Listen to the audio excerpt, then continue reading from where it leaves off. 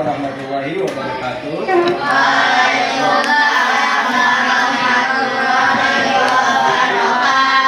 Gimana kabar kelas 6B? Baik. Alhamdulillah ya. Sebelumnya mari kalian berdiri kembali, kita berdiri nyanyikan lagu Indonesia Raya. Semuanya berdiri dipersilakan.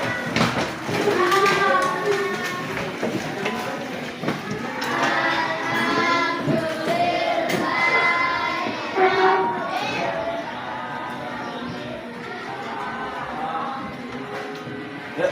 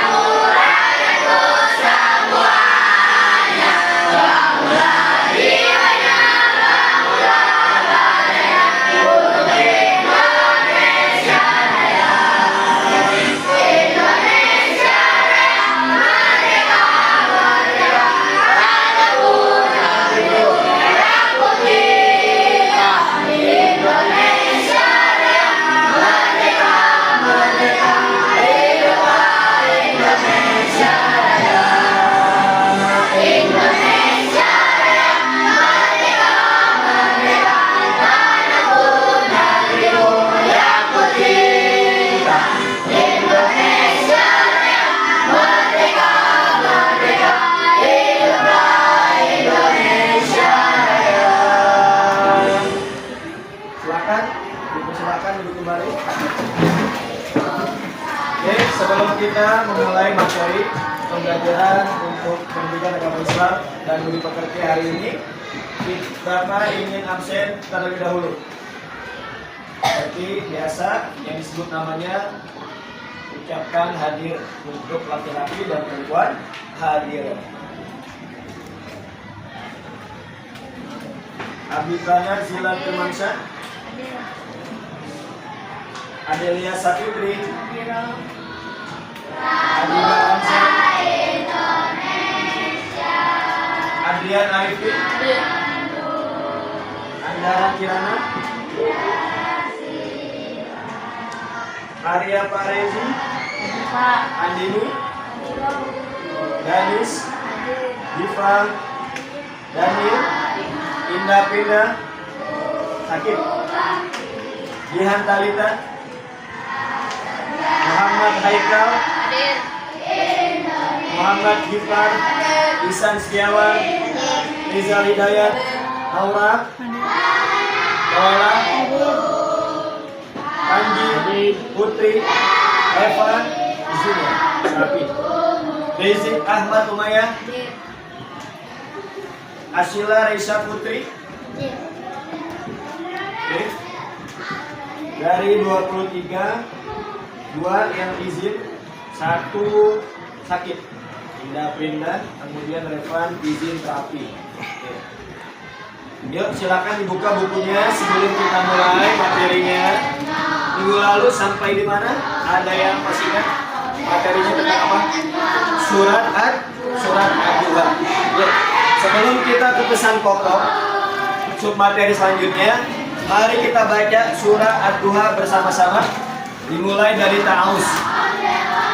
A'udzu billahi minasy syaithanir rajim. Bismillahirrahmanirrahim. Wadduha wal laili idza saja. Ma wada'aka rabbuka wa ma qala.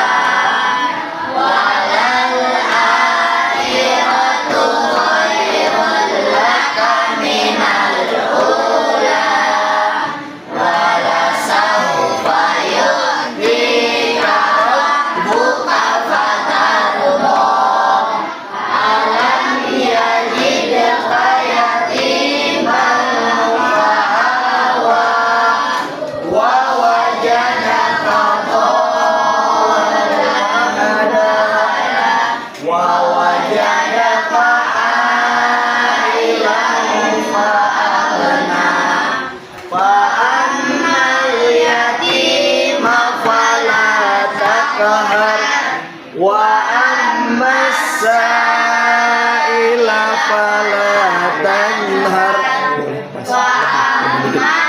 bini amati rabbika fahaddis. Oke, minggu lalu kalian sudah menghafal.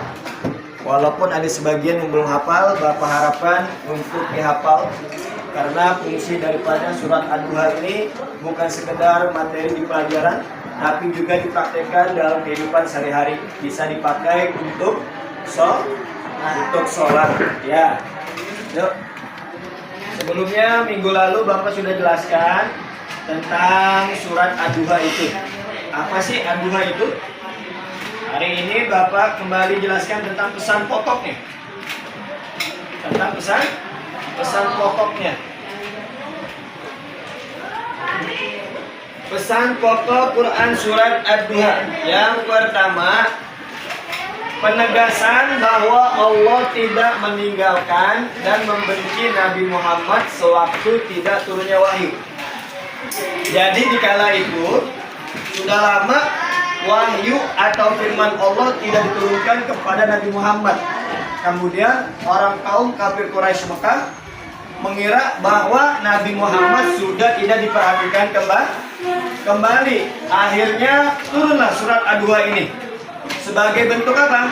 Penegasan kepada kaum kafir Quraisy bahwa sesungguhnya Nabi Muhammad masih disayang sama Allah Subhanahu wa ta'ala. Yang kedua, bantahan Allah atas tuduhan dan ejekan orang musyrik.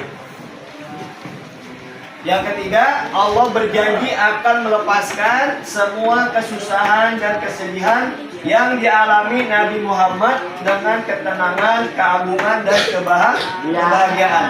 Artinya Allah berjanji akan melepaskan semua kesusahan Nabi Muhammad.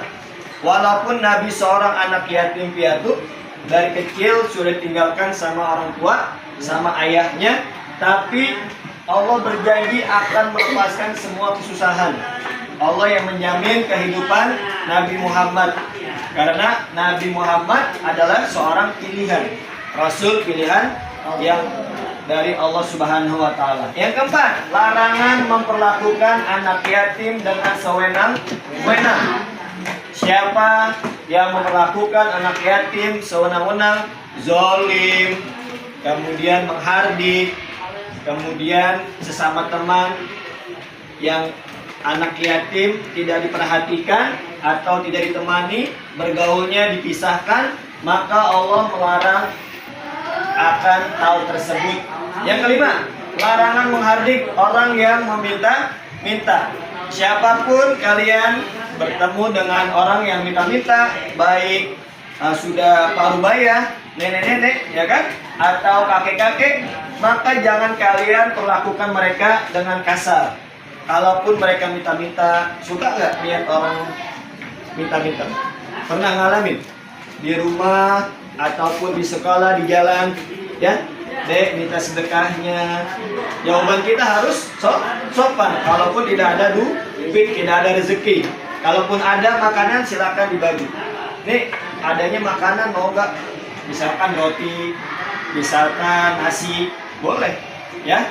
Kemudian perintah bersyukur atas nikmat yang diberikan